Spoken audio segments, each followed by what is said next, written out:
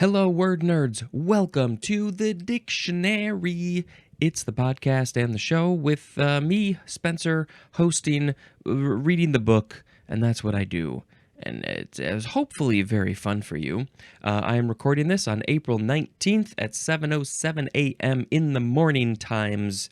So, the first word. Have to say, there may have been a guest on the previous episode. I'm working on that. I think that might happen. I don't know what we talked about. Maybe even there's a second guest. Who knows? Who knows? So we are tagging on to existential and existentialism, a great big topic that I think we all deal with on some level, whether or not we're conscious of, whether we're conscious of it or not.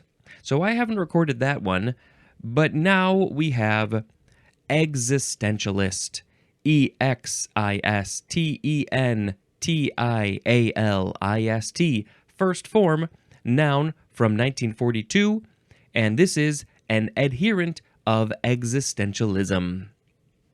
And I don't want to talk more about that because I don't even know what we said yesterday in the previous episode. So I'm gonna make a sound effect and go on to the next word. The second form of existentialist is an adjective from 1946, 4 years later, of or relating to existentialism or existentialists. Existentialistic is an adjective, but the existentialist is already an adjective, so why are we adding more syllables to the end? Existentialistic.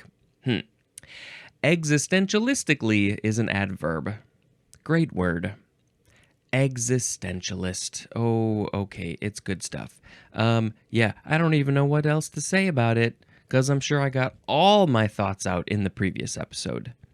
Existentialism. It's just about thinking about stuff.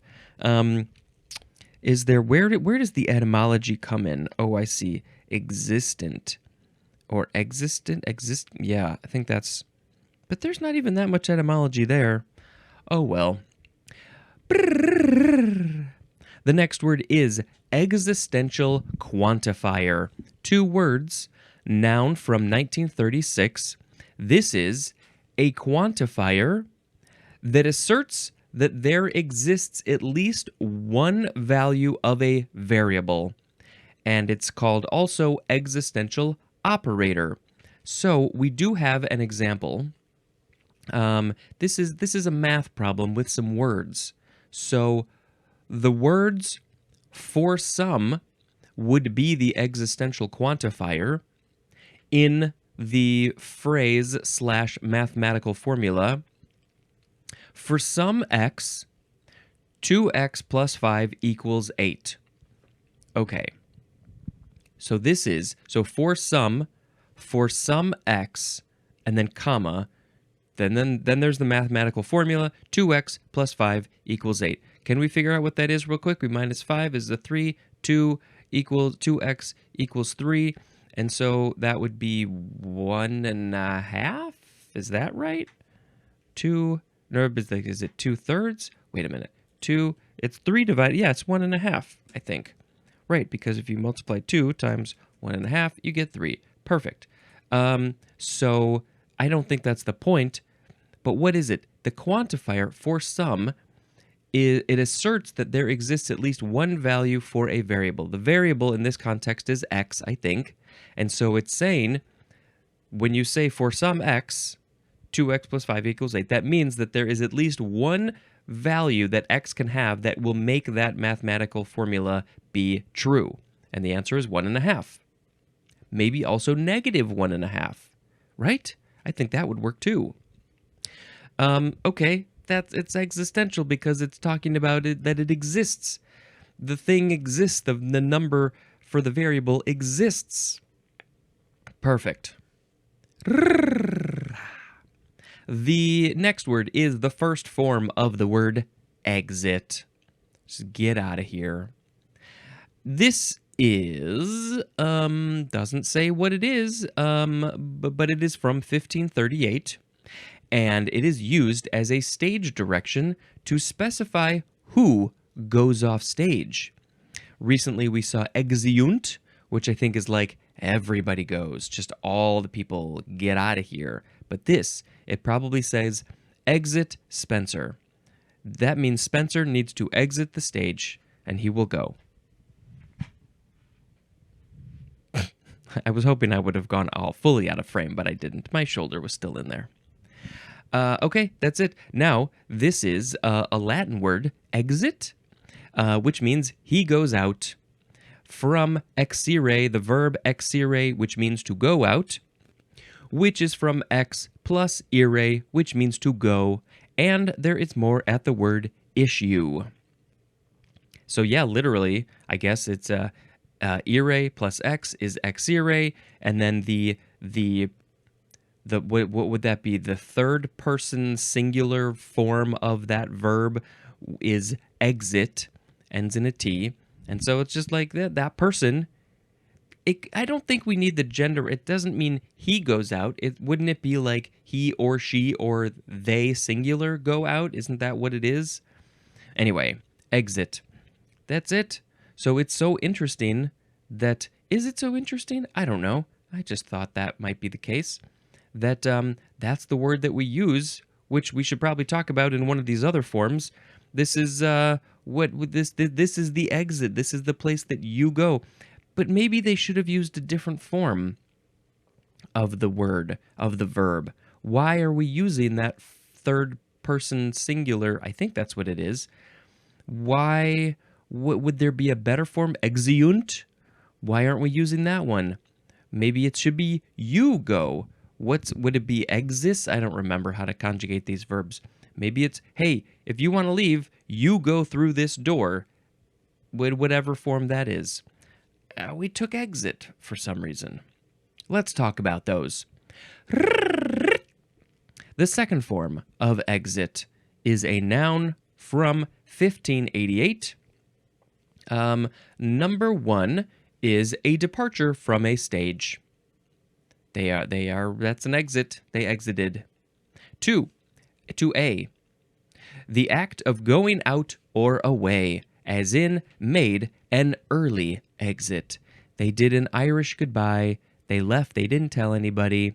They didn't do a Jewish goodbye, which is where you say goodbye to all the people and you have full conversations with every single one of them as you leave, and you leave an hour later than you started to leave. So the act of going, I'm doing an act of leaving. I am exiting. But this is a noun, so it is the act. To be, the synonym, is death. It's your final exit. For the sake of argument, I don't know if this is true. None of us do. Your soul, your spirit is exiting your body. Your body is like done. Your body can't go on. It will not go on. It has to shut down. And so the spirit is like, I'm out of here.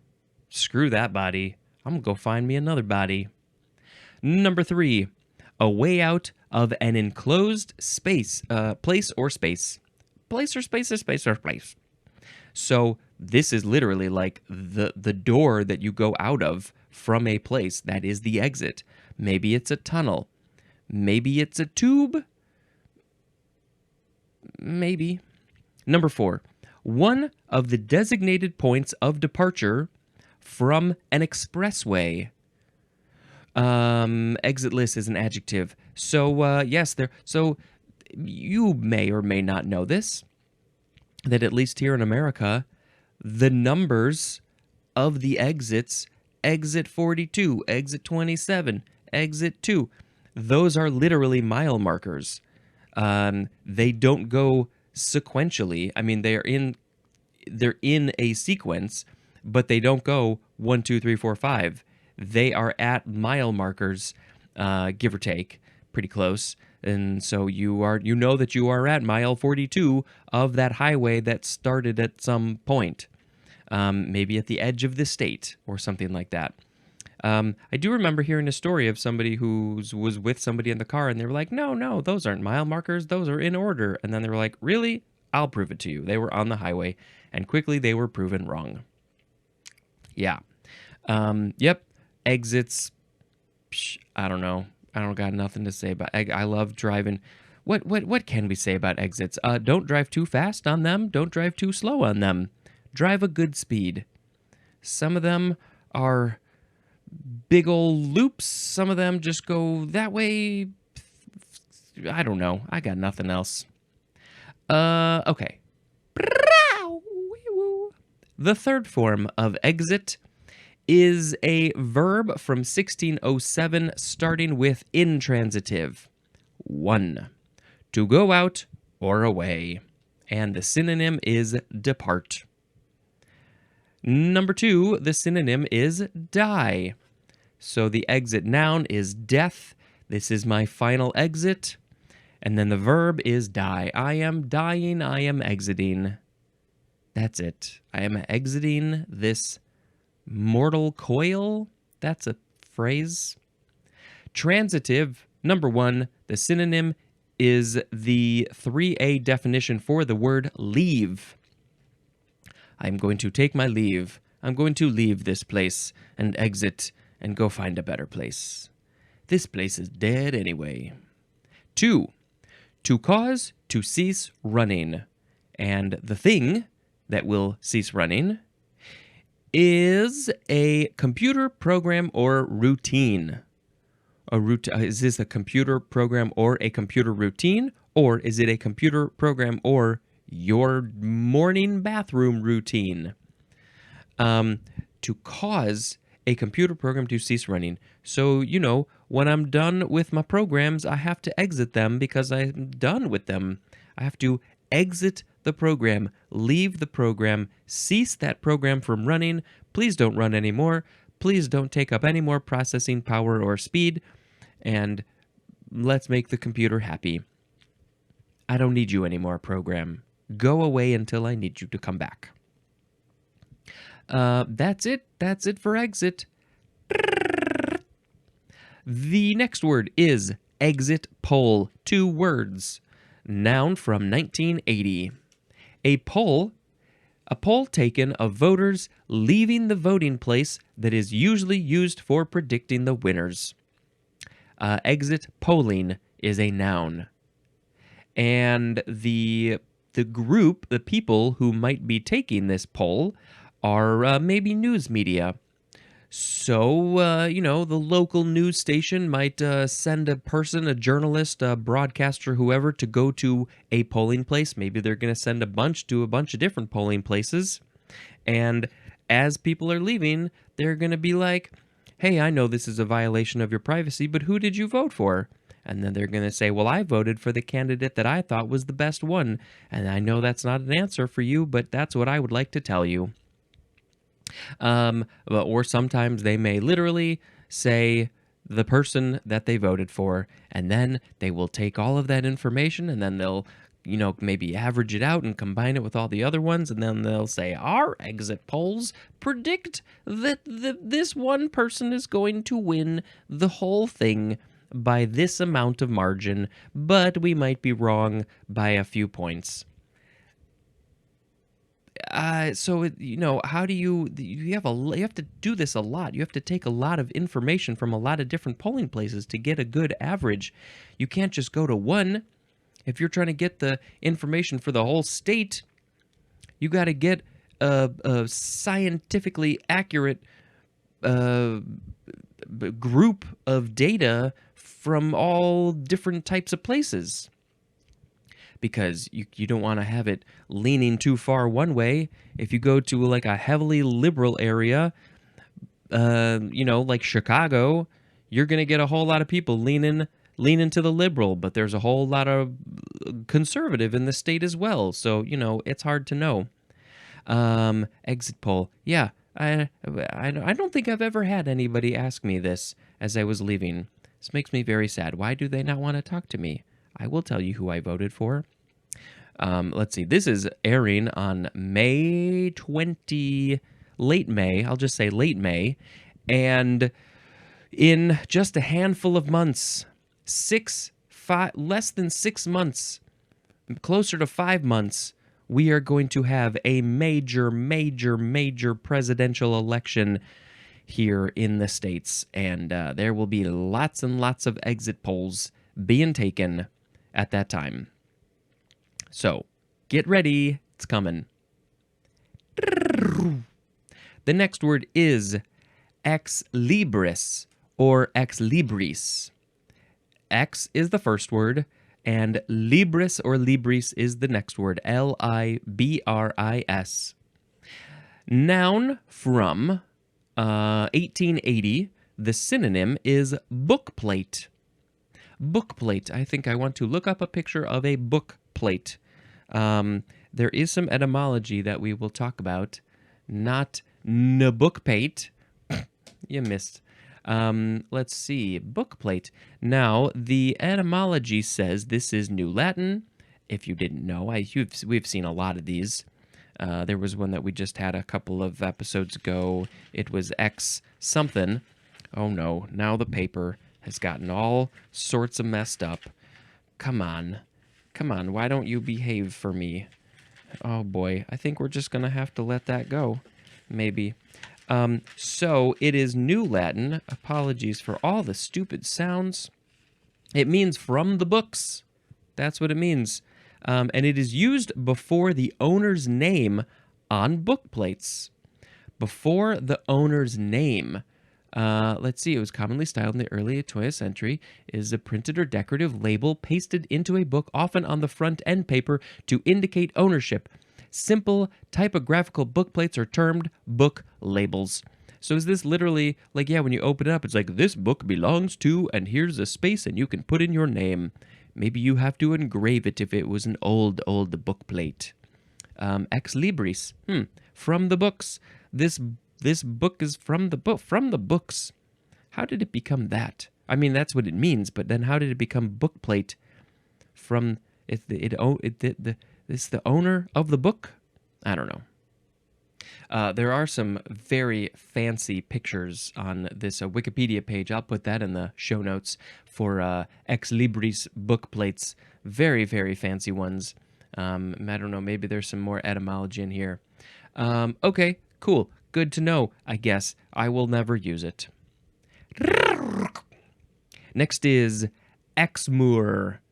Exmoor or Exmoor. Capital EXMOOR. Noun from 1808. Number 1, any of a breed of horned sheep of Devonshire in England, valued especially for mutton, and I believe that is the meat. So I'm very sorry to you Exmoor sheep. I hope that we gradually get away from this whole meat eating thing. Exmoor sheep.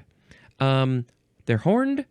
They got the horns, and they're from Devonshire. I hope that is pretty close to the right way to pronounce that.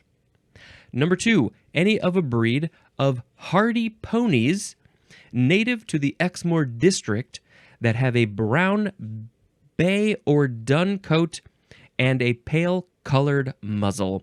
And there is a picture of this pony. It's a hardy pony. And I don't know, just looks like a pony. It's pretty dark according to this picture. Brown, bay, or dun. That's the color of their coat. Maybe I should post pictures of this Exmoor sheep and Exmoor pony on the social media. This is just from Exmoor, England. That's where they're from. They live there. They have raised many generations there. And they like it there. Okay, that's it for that one. Next is ex nihilo. Ex nihilo or ex nihilo or ex nihilo. Ex is the first word. Second word is Nihilo. Nihilo. I don't know. Adverb or adjective. From 1656, from or out of nothing. And there's an example. Creation ex nihilo. Creation ex nihilo. That means it was created from nothing. I don't think that's possible. Must have come from something, science says. Instead of Simon says, it should be science says. Science says create from nothing. No, it doesn't. Okay. Yeah, I don't know how this gets used ex nihilo. What contexts, what other contexts might this be used? From or out of nothing. I think this is a very old thing because they used to think that things came from nothing. But they don't. That's it. Next is the exo prefix. It's also just the X prefix. Number 1, outside. Exit outside. As in the example, exogamy, which I believe will be in the next episode. Probably somewhere. There it is. Exogamy. What else do we got? We got, it also means outer, as in exoskeleton. Oh, I wish I had an exoskeleton. I wish I had an exoskeleton. I'd be able to do some cool stuff. It says compared to the ect prefix, ECT, and also the end prefix, END. Please go compare. Compare and contrast. Number 2, it means turning out. As in the example, exoergic, which will also be in the next episode, and I bet you that has something to do about work. Work out, turn out the work, flip it inside out, flip your thing down, flip it and reverse it. Maybe? I don't know. This is from the Greek exo, which means out or outside, from ex, which means out of, and there's more with the prefix x, of course. Next is exobiology. Exobiology. This is the biology on the outside of things. Noun from 1960. A branch of biology concerned with the search for life outside the Earth and with the effects of extraterrestrial environments on living organisms. Ooh, that sounds cool.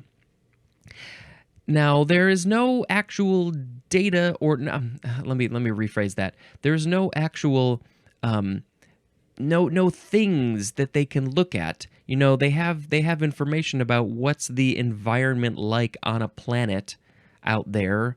They're probably looking at planets that are outside of our solar system. So based on that information, they might be able to figure out, oh, well, if this had living things, what might those living things be like? They are not on the planet Earth. They are outside of planet Earth, way out there, a few miles away.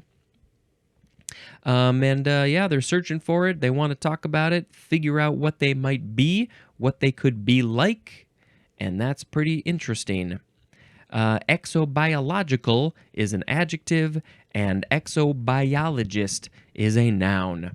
If you are an exobiologist, feel free to email me, call the Google Voice number, leave a message, and just tell me a little bit about what you do and what that work is like. And because I think it's pretty interesting. But again, there are no creatures or living things that we are aware of to study. Now, I do believe that they think that there are some like single-celled or super simple things that used to live on Mars. I don't know how much data there is about that, but that's probably one of the things that they look at, because that's outside of Earth, but pretty close. Okay, fascinating stuff. Exocarp is a noun from circa 1845. This is the outermost layer of the pericarp of a fruit, and it says to see the endocarp illustration. And I remember talking about that. It was like there's like a cherry, and there's the skin, and there's the meaty stuff, and then there's the pit, and maybe there's even another layer. I don't remember. But the exocarp, I think, would be literally like the skin of the cherry, orange, apple. Hey, I got an apple. Are you going to call the skin of this the exocarp?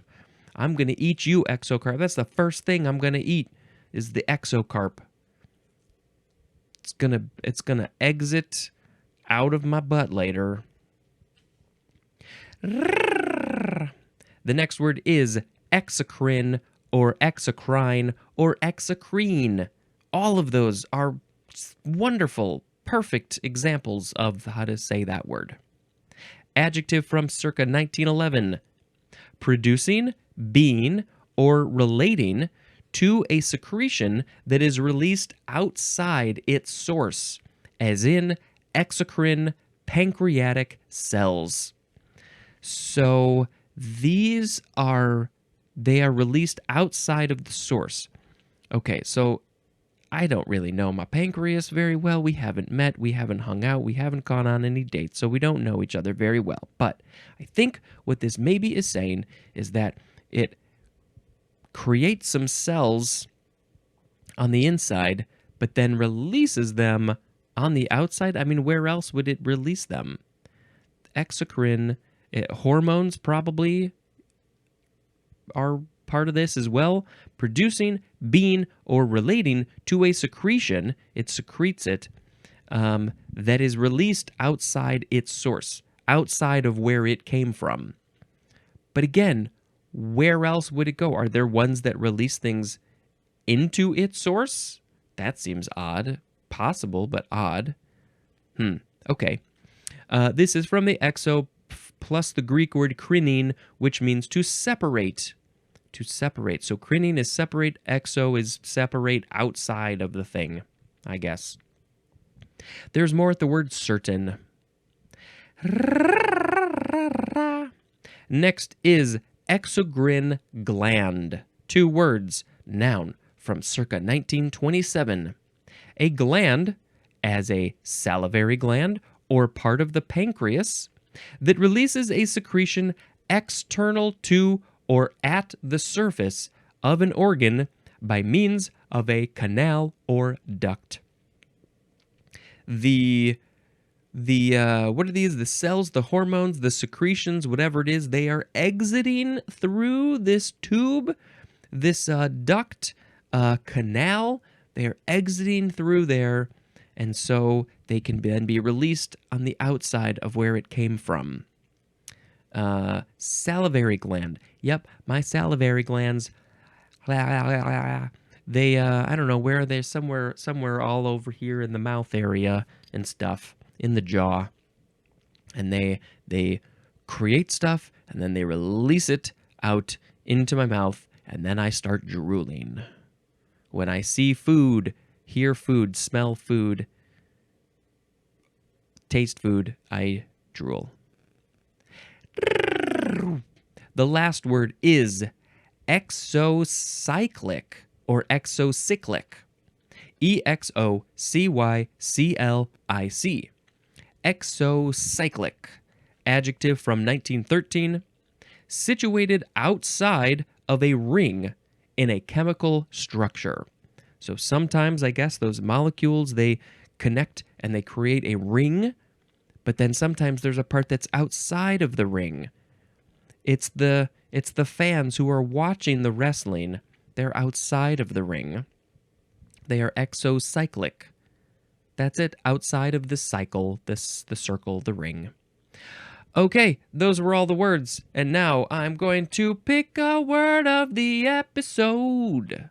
Today we had existentialist, existential quantifier, exit, exit poll, ex libris, ex mur, ex nihilo, exobiology, exocarp, exocrine gland, and exocyclic. I'm going to pick exobiology. There's got to be life outside of the earth. There's got to be. If you're studying it, you're studying exobiology. Hey, it rhymed. Perfect. Just end a phrase with E sound, and you can probably find a rhyme. There's a lot of things that end in E. Okay, perfect. Exobiology, word of the episode. Just go learn about that. And I don't have any more movies to tell you about that I watched, which is very sad. I just want to talk about the movies. But we were chugging through Northern Exposure. We just started the 4th season, and it's a very interesting show. It's very heady sometimes. Okay, that's the end of the episode. Thank you very much for checking out my show. This has been Spencer dispensing information, and now I shall exit.